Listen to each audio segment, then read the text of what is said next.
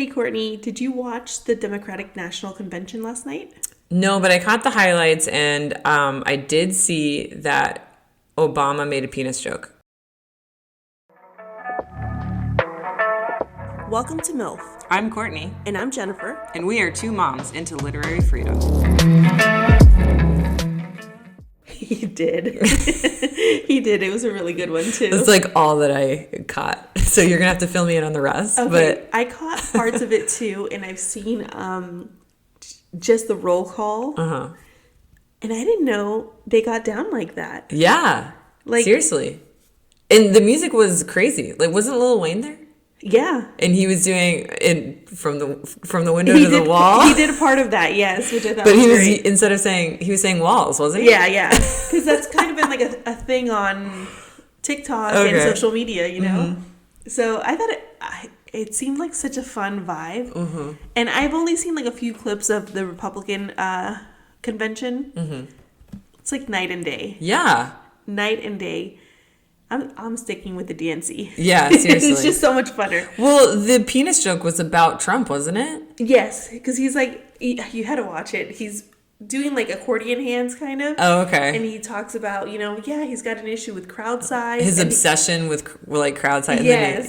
And then he brings his hands in. Like real close. And just kind of like perfect timing looks down at his hands. Yeah, but it's like 2 inches.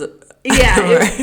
Like everybody knew the joke, right? But it was very subtle. But not so subtle. That's awesome. So funny. Yeah. He went after Michelle Obama. Her speech was awesome. Oh, he went after. I mean, so she went first. Yes. Okay. What did I say? He went after, so I was like, why would he go after his wife? Like, go after? Oh.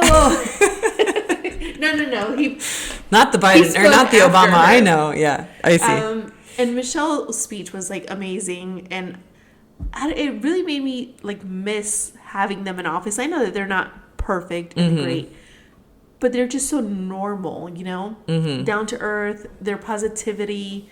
I was like, okay, no wonder we're all excited for Harris. Right. Because they're bringing that back. Her husband spoke at this, spoke last night, and I thought it was so cool how he just talked about her in such a way that I was like, oh. Yeah, I was talking to my friend about this, and because...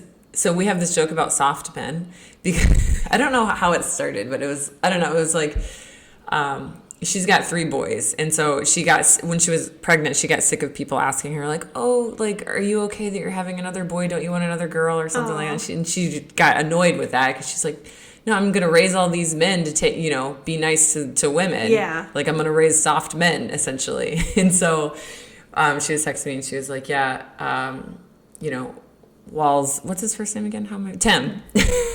Tim Walz is like the soft man that we all love, and Doug Emhoff, because Doug was talking about Kamala in like such a sweet and romantic way that it's like, oh, like who cares about Ryan Gosling and all the hot celebrities out there? Like, we just want Doug Emhoff and Tim Walz. Right, and people think like, oh, they're not alpha, they're beta males. Exactly. But you don't realize that it takes a very confident man. We don't want alphas. Right, alphas are we and beta I'm sure is like an insult, but like it's not. That's what they don't understand. It's not. I don't see it as an insult. Yeah. He does not feel emasculated. Is that the word? Emasculated, yeah. At all by his wife being the vice president or future president. He's like, yeah, my wife's a badass. Yeah.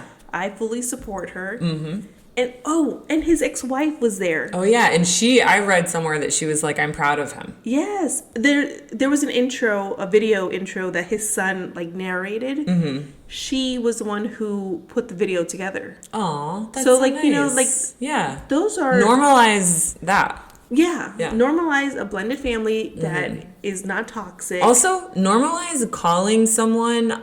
like the day after, because didn't he also say like he was given Kamala's number, and then he called her at 8:30 in the morning and left her a rambly voicemail because he was just so excited about it, and like he didn't say, oh, I'll call her in 3 days or whatever. Like he just called her immediately. Right, he was like the most uncool time to call is 8:30, but I did it. Yeah, normalize sharing your feelings like when you have them. And then I thought it was really cute. He says that she kept the recording and they listened to it. She makes him listen to it on their anniversary. That is so cute. I thought it was just really cute. The whole thing was fun. I saw who else? There was just the music was amazing. It was such a vibe. No Celine Dion. No Celine Dion. No sinking ship songs. No sinking ship. Well, let's talk about that real Celine, quick. Because we were talking about the music and how like all of the music at the Democratic convention was approved by all these artists, right? Whereas Trump, at least none have come up and said I didn't. No, they legally have to get him approved. But so did Trump, and still he plays. Well, yeah, stuff, he just does whatever the fuck he wants. Like play Celine Dion, "My Heart Will Go On." I know. Why would you play that? And was this at the convention Maybe or a rally? knows. I don't know. Yeah, it was at a rally. Why would you play a song about a sinking ship? Right. Or was that in Titanic? "My Heart Will Go On"? Yes, that's like the theme song. Let me tell you, I used to watch that movie like all the time. Really? I was obsessed with the movie, the song. That is definitely like hand in hand. That was you hear that song, you think Titanic. Who chose that? And one, why would you choose it if it's about a sinking ship? Two, you didn't even get permission, and now Celine is suing you. Right. Like, why would you do that? But meanwhile, at the Democratic convention, you've got Lil Wayne and all these other artists that are like excited, yes, to be a part of such a campaign. It's a part. I was thinking earlier today. I was like, you know what? It's such the contrast, right? If you look at the audience, first of all, it's so diverse that it's kind of like why that was such a fun place. Like, it's like we have seasoning in this convention, you know? Yeah. And they were saying, go ahead. The RNC, it's like bland chicken. Yes. With just like maybe a little bit of salt and pepper sprinkled on White top. people food? Yes. Versus Mexican food?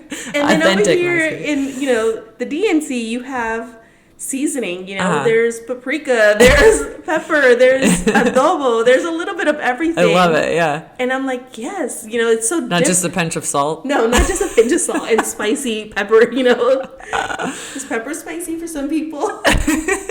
So it's like such a different vibe. It was fun. Yeah. Like, from what I was going to say is from what I read, it's like the excitement from when Obama was running for the first time.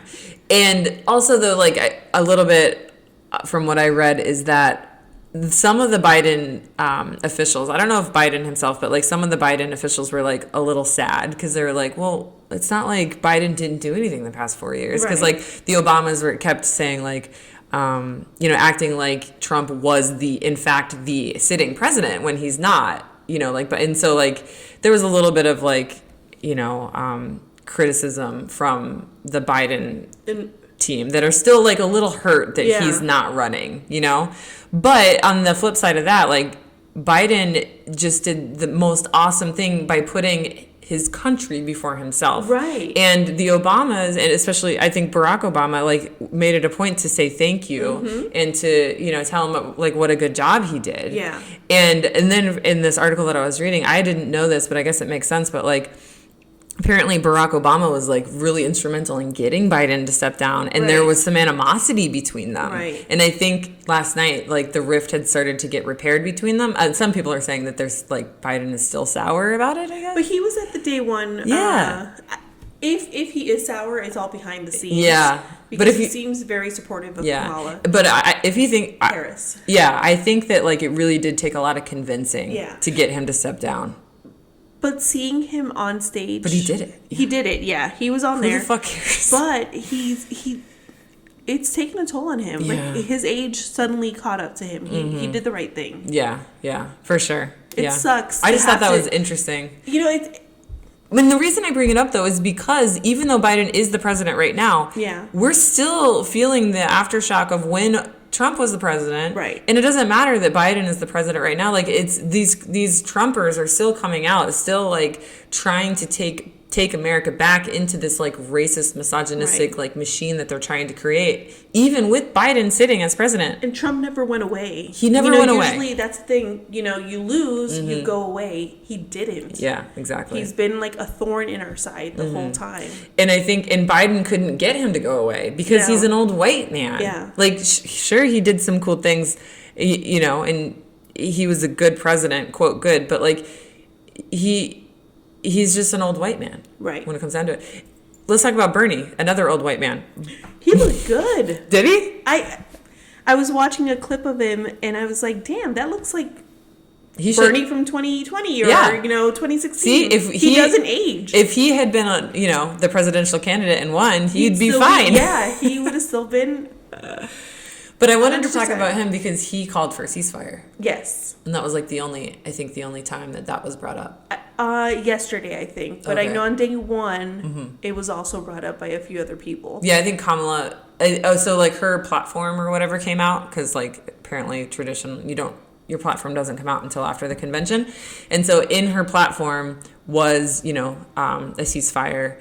And I'm following that because like, I'm just wondering, like, is it enough to get the younger, like Gen Z to vote? Yeah. I don't know if it is because there were all these protests, right? Yeah, there were protests outside, pro-Palestinian protests happening during the convention, which got a little heated from what I saw. And even when Obama was speaking, someone or a few people got up and yelled, "Free Palestine." But then I don't know if Obama heard, 'cause it's obviously loud in there or not, but a few people did, do that. Because I feel like it does need to be said that like Kamala and Biden and Obama and Bernie can all say like, hey, we need a ceasefire. But at the same time, they're providing weapons to Israel. Right. Or money for whatever. And that's very contradictory and hypocritical. And I think that's why, we got to look at, the Gen Z vote and like, is that going to hurt? Because are they not going to vote? Yeah. Here's the thing, and this is where we end up struggling a lot with voting, right?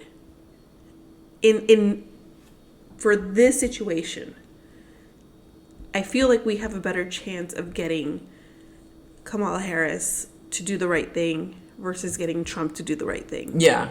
Well, absolutely. It's the age-old... Maybe she won't do the right thing. Right. But I feel like we have a better chance of convincing her to do the right thing. So that's my thought on it is like, yeah, obviously between choices A and B, one is better than the other. Yeah. But there's a whole group of people like Gen Z, and even my husband, who's definitely not Gen Z, but who's like, no, I'm still going to vote for like, the third party or whatever, because it's what aligns with my beliefs and my, anti-genocide, right? Which I am anti-genocide, but I tend to just sort of agree with you in that, like, we got to give Kamala a chance. Right. But at the same time, it's like we gave Obama a chance, we gave Biden a chance, and they still sent money to Israel. Yeah. That on weapons that were used to kill innocent people in Palestine.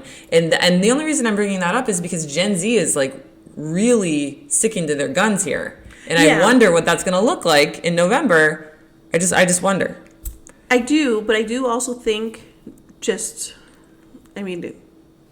from what I'm seeing, just in my own circle of Gen Zers that I know, they're excited for Kamala. Yeah. So, yeah, that's true. It's hard to not get excited when so like I feel you've like had some Trump. people will still be like, no, I'm not voting for anyone. But I think some people are like, well, because it's contagious. yes. And also they realize, especially like women, young ladies, that their rights are in jeopardy. So it's like I said. And not only that, it can also be hopeless. It's like, yeah, I mean, it just breaks my heart thinking about like just the hospitals and the schools that are just being blown up in Palestine and all the innocent lives that are just being lost.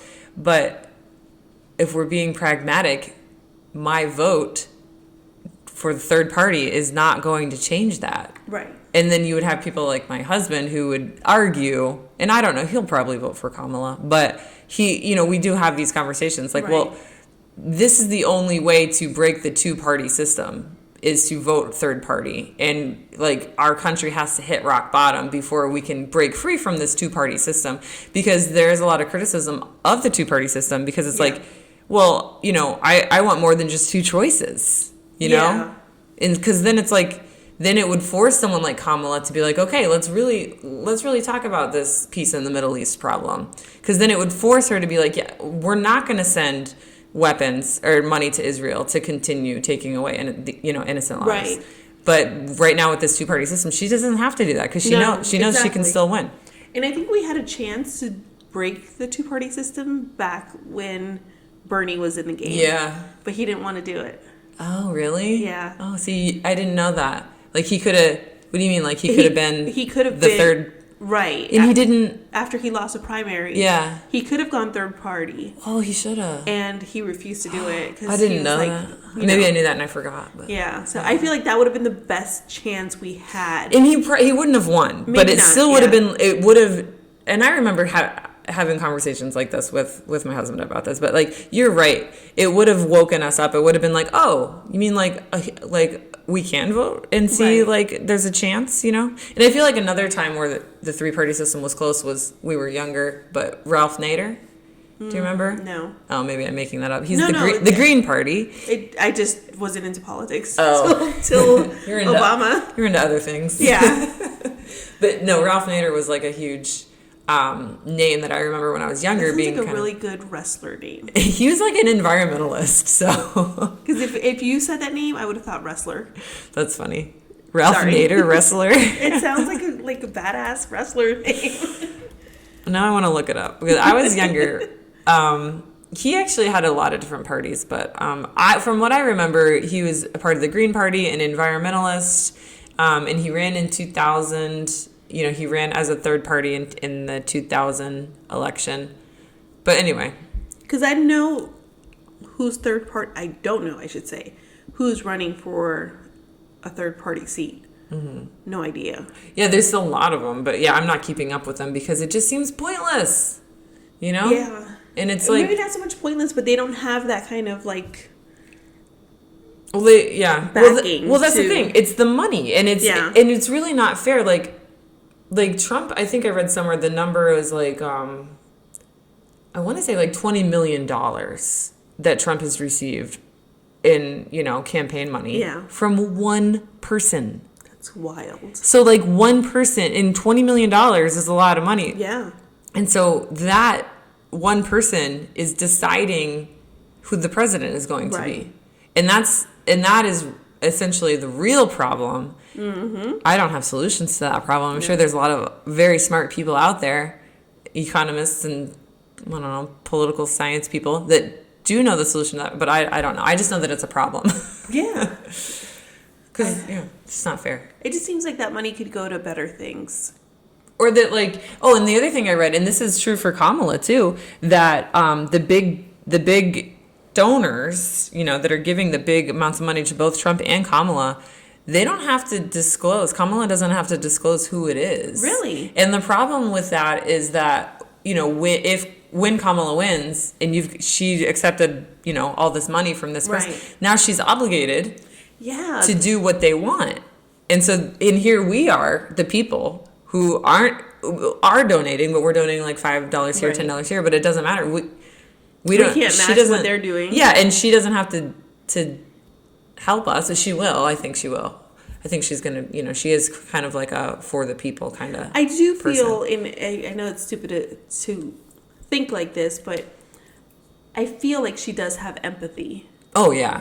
No, I think... I don't feel like that's fake on her part. Mm-hmm. So just based on that alone. Yeah, it's kind of like... It's kind of going back to the convention. It's kind of like when Obama was talking about Tim Walz's shirts. Did you see that? Oh, yeah. He's like, look at this guy's shirt. This wasn't picked by a political advisor. Like, this is... He picked this shirt out of his closet himself. Like, he's like a real guy who, like, cares about the people. He doesn't have a stylist picking his shirt. Yeah. Which I just thought that was funny. There was also, oh my God, her last name was Crockett, and I can't think of her first name. She spoke at the DNC. Mm-hmm. And she mentioned that when she was new to, Washington, she didn't know really what to do, and she was struggling. Mm-hmm. And so when she first went to Kamala's house, I think it was her house, they had like a conversation, and she quickly like picked up that she was struggling. Mm-hmm. And she like pulled her aside and was like, what's going on? I feel like you're struggling. They'd never met before, but she picked up on it right away. Yeah. And she got like emotional talking about it, because she said like, she settled me. She was kind to me. And after that, I went in and basically kicked ass, because she's the one that like gives Trumpers a lot of pushback. Oh, really? I love her. Oh, yeah, I can't think of her first name right Crockett? now. Crockett. Oh, okay. Yeah, I've never heard of her. I don't know. She's an attorney. But yeah, that does go... Jasmine Crockett. Okay, but that does go to show, like, Kamala is definitely, like, a person of the people. And, Yes. like, and I mean, her stepkids call her Mamala. I know, I love that. And Jasmine Crockett said something that was really good, too. She said, we have two choices. The American dream or the American nightmare. Perfect, right? Yeah. Like, Yeah. that's what we're looking The at. problem is getting people, like the middle class, like the lower to even upper, whatever, all the middle class, to understand that Trump is the American nightmare, because they're brainwashed into thinking that Trump is the American dream. Right. Because it's like, oh, you could take that quote and Trump could say it and they would cheer. Yeah, that's true. And to them, the American nightmare would be, you know, unisex bathrooms in public schools, or having tampons in unisex bathrooms. Right. Like, the solution, like, just every school should have unisex bathrooms, and there should be tampons in those unisex bathrooms. Like, Right. But to them, that's just like the opposite of. They're so afraid of periods. Yeah, I don't get it. It's so terrifying. It's just a small example of the American nightmare. Yeah. To the other side. Well, yeah, no, they literally use that to, you know, ignite fear. Mm-hmm. Fear mongering. Yes. Because then in their non-critically thinking minds, a confused 11-year-old, or let's say 12-year-old out of middle school, would see a tampon and want to stick it somewhere. Honestly, if he's going to stick it anywhere, it's going to be in his nose. Right. In his ears, the nose. And you know what? He might have a bloody nose, and he might actually need that tampon one day. I know. Did you see? They're very good for stopping bloody noses. She's the Man? Yeah. I always love that movie. Yeah. Is that where that's from? I don't remember.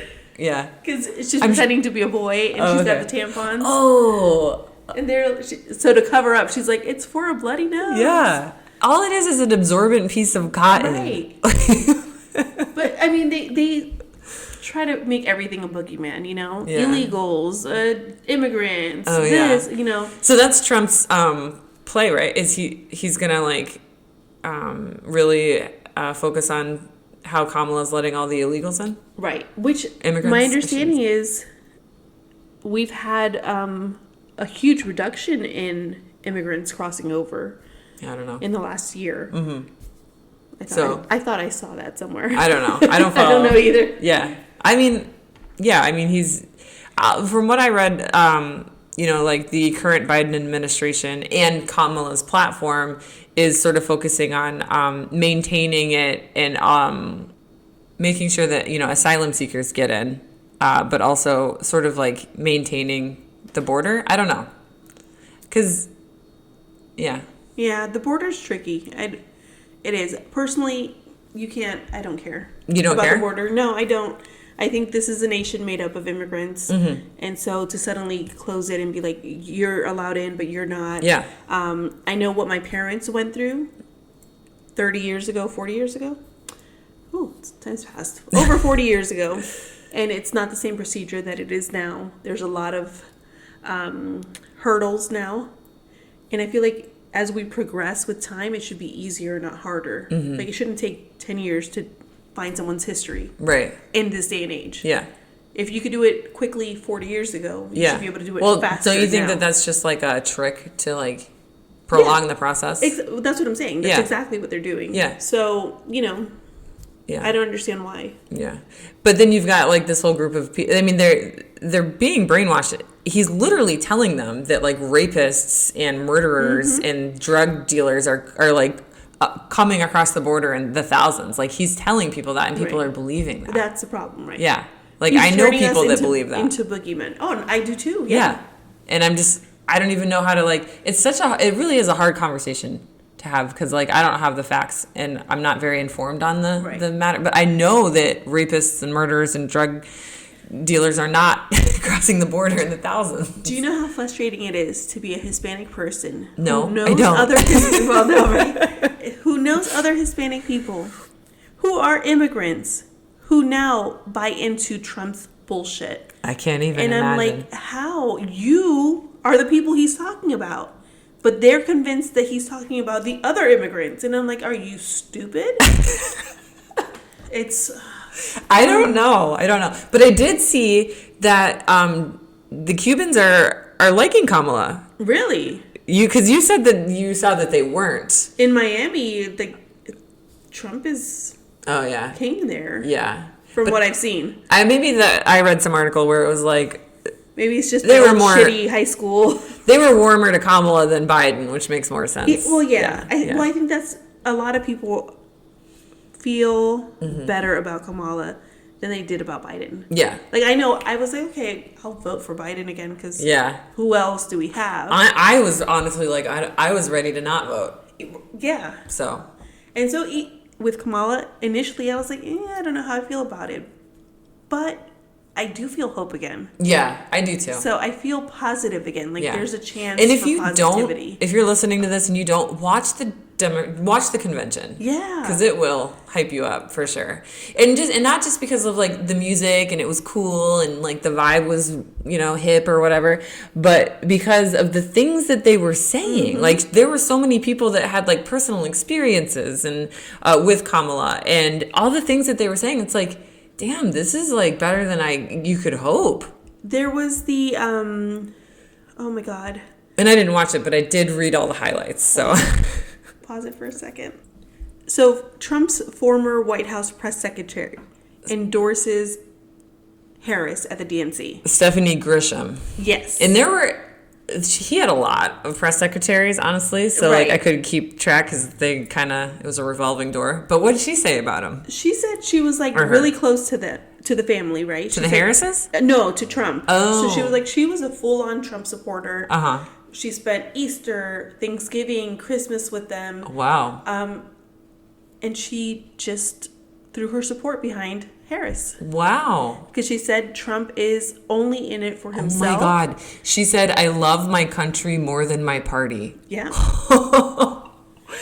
She's not the only Republican. No. There was a lifelong Republican billionaire that I read in some article. I don't know his name. But he was at the convention too and said something similar. I've seen a lot. Also, I think what was in Arizona, there were several Republicans. I think it was like the mayor and other. Yeah. It's just happening a lot. Like Republicans who aren't Trumpers are backing Harris. Yeah. So that's the sort of thing that gives me hope, because I don't hate Republicans. No, me either. That's what I wanted to talk about because like these are the Republicans that I understand and I relate to because like the Republican Party is not, in my eyes, it's not an evil party, but like the Trump Republican Party is. Right. And I want to go back to the days where it was like Bush versus Clinton. Yes. And even then, I didn't agree with most of the things that Bush did. But I didn't hate him. Right. Yeah. Mm-hmm. And I just can't believe it. I never thought I would say I want to go back to the days where it was Bush versus Clinton because they both sucked. Right. But you know what I mean. Yeah, no. Like, we just want to go back to normal. Mm-hmm.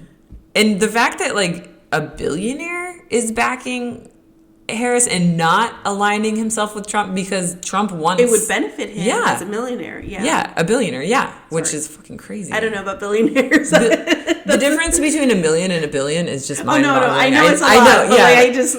In my mind my mind can't understand how there are multiple billionaires. It's like, how are there multiple billionaires? I know. It's crazy.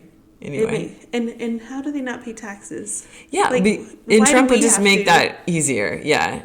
So Grisham said that Trump mocks his supporters in private and calls them basement dwellers. Really? Yeah. There was a thing when Trump ran for president the first time. There's this thing on social media of like Trump being misquoted in the 80s about like how, it would be really easy to run for president. I would be a Republican because Republicans are so stupid. Yeah. And then that turned out to be not true. Okay. But it doesn't mean he doesn't actually believe that. Right. Like, I think someone probably just said that and then it got turned into like, he actually said that. It, but here we have proof that she's saying he called them basement dwellers. Yeah. And then she also, and while she was saying it, like the screenshot of their conversation was in the background. She says that during January 6th, she sent Melania a text, like, should we put out a tweet or a message saying that, something about like, while we understand everyone's right to vocalize how they feel, but like violence is not the answer. Right. Her reply was no. Melania's? Huh. Wow. And so she's got the screenshot of their text exchange behind her. Yeah. See, more and more people like that need to come forward, and good for her. She must be so brave. Yeah. Because I'd be scared of what would happen if I came forward with that information. But everyone who's worked with him ends up talking bad about him. Yeah. Yeah, that's true. I guess like the more people that come out, like the easier it is to do it. But Republicans or Trumpers, because it is a sinking ship. Yes, Trumpers will still say he's not the problem. Yeah. And I'm like, yeah. Everyone he endorsed. But they are learning from, like, there are still loyal Trump. Obviously, Project 2025 is full of them. And they're the ones that created this document that he is now trying to distance himself from. But I looked more into this Project 2025, and it's more than just a document. There are videos that people can watch that are, like, they're trying to recruit people. Like, when Trump does win, they're trying to, like, figure out who they're going to, like, hire into his cabinet and like his officials and like surround him with like all of these like yes men. And some of the videos are like, one thing that I remember that stands out was like never write anything down.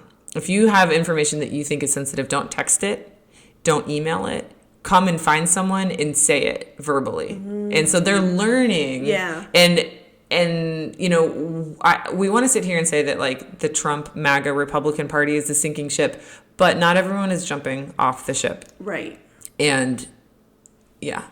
Well, because that's their ticket. You know, what are they going to do? They still have to back them. And did you see that Kennedy is, after failing to align with the Harris campaign, now he's going to the Trump campaign? I have seen that. Like, what the fuck? But anyway. I never trusted that guy. No. I mean, that's why no one wanted him on the Harris campaign. Yeah. But so what's Trump's strategy now moving forward? That like the Democratic convention was so successful compared to the Republican convention. His strategy is now to attack Kamala because she's a woman and she's not pretty to his standards. Oh my God! Yes, he said that. That and like. So aside from what we said earlier, all the rapists and drug dealers are crossing. Than she is? Yeah. So he's immigration and Kamala is ugly. Those are his two platforms right now. Which, how dare you say that she is ugly? Right. Or that you're prettier than her? Like, what the fuck? Like, that's crazy. On what planet does he think that he's better looking than she is? So, but the one thing that he's really sticking to his guns for is like, how could America elect a female president when all the other world leaders are just going to see her as a quote, and he used this word, plaything, because she's a woman? And I don't get it. Or is he taking a dig at her supposedly tainted sexual past? Oh, I don't know. From what I see on pages, you know, on Facebook and things, they attack her a lot for, you know, Kamala the hoe and Joe, or Joe and the hoe is like their thing. Mm-hmm. And so they always want to act like she, and I've seen people, friends that I went to high school with, posting stuff like, oh, stupid shit, like, ask so-and-so's wife what he thinks about Kamala's family values or something. Yeah. Like, she broke up a family. But she didn't. Yeah. Like, that man, I can't think of his name, from California, had been separated from his wife since the 80s. And she didn't date him till the 90s. That kind of reminds me of like anytime you're running obviously a campaign, especially one that is this big, they're going to look for dirt, and it's just hilarious that they can't find dirt. Right. So they're sort of like trying to piece this together to make it into something. Have you seen where they're talking about her crowd sizes are fake? Yes, like that they're AI generated. Yes. And then there's some political cartoon and Trump was like, look at that AI generated crowd that Kamala has, and like someone standing next to him was like, sir, that's a window or something. And, like he thought it was like a screen, but it was a window. And like, so he's just, but they believe it. Yeah, he says it, and then I go on Facebook into our dumpster fire of a town Facebook page and see them literally starting to say the same shit. And these are, you guys are idiots. These are all boomers. Yeah. Or whatever it could, you know, I hate to say it, but like it's true because they're the generation that will see something on the internet and think that it's true. Right. Or like Trump will say something and they're like, oh, he wouldn't lie to us. They believe everything he says. I don't get it. And he's actually put out AI image. Well, he Yeah. just put out an AI image of Taylor Swift. What was that about? I didn't. It's like a. Of her crowd? No, they're trying to say that there's Swifties for Trump. Oh. But the images look a little sketchy. Yeah. That's going to be a real problem because I was on TikTok and I saw an AI generated like reel of Kamala and Trump making out. And it was like looked really real. Right. And I was really mad at the person because it was like a friend of mine. I was like, why are you reposting this? Like, this is like... That's gross. Like, we know that AI... We've seen movies. We know CGI exists. And we know that you can make it look like it's real. But, like, why would you repost something like that? Right. Like, why would you give that any more power? Like, it's just... And that's going to be a real problem with, like, misinformation. Yeah. So... And as easily as they're duped, it's right? scary. Mm-hmm. The image that he put out of Taylor Swift. though... It was her, which is, it's obvious, it's AI, it's not. Oh, okay. This one was not obvious. It was like Uncle Sam, you know? But it's her face, and it's saying, go vote for Trump or something stupid like that. Now, do you know that Trump's administration did this, or was it like a Trump fan that did it? It might have been a fan, but he put it on his Truth Social. Of course he did. He's done that before where it's like, and I'm sure everyone or all his... the administration around him who can't be stupid are probably like, don't do that. Right. And he just does it anyway because he's so fucking stupid. Yeah. He's a basement dweller. Yes, he is. So, I don't know. Hopefully she comes for him because... Yeah, I hope she does too. That would be nice to see. Yeah. Speaking of rumors, I heard a rumor in our group chat, remember, that he was going to go to jail for a year. Oh, well, yeah, I'm dying to see And of course that. it's not on the news. Right. And someone in our group chat was like, well, it's not in the news yet. She's like, yeah, but, Like I know someone who knows someone. that works in the prison system. Yeah, and they're getting his cell ready. Yeah. So that would be interesting to see. I still don't see how they would know before the judge puts it out. Yeah. I could see them maybe preparing the cell so that if it happens and that sentencing comes down, it's not going to happen. They're ready for it. Yeah. But or they can be like, oh, like in such a crazy world, like this could and should happen if you're any other person. Big boy. We have so many birds. Jennifer keeps getting distracted by all the birds at the window. This one's huge. It's a blue jay, I think. But anyway, yeah, I mean, I kind of glamped onto that rumor because it would be awesome. I would and love justice it. would be certain. But it's not going to happen. I know. Yeah. But we can hope. Yeah, we can hope. But yeah, this is already up to 37 minutes. So. Okay, yeah, so that's it. Yeah. Remember, ban bigots. Not the books. Right? Yeah, you said it right. Okay. It was just out of order. And like, rate, review, and subscribe. And follow us on our socials. This episode has been engineered and mixed by your hosts, Jennifer Mendoza and Courtney Green. Thanks for listening, and be sure to follow us at MILF for Books, that's MILF, the number 4, Books, on TikTok, Instagram, Threads, and X or Twitter or whatever you want to call it. And don't forget to help the show by rating us wherever you get your podcasts.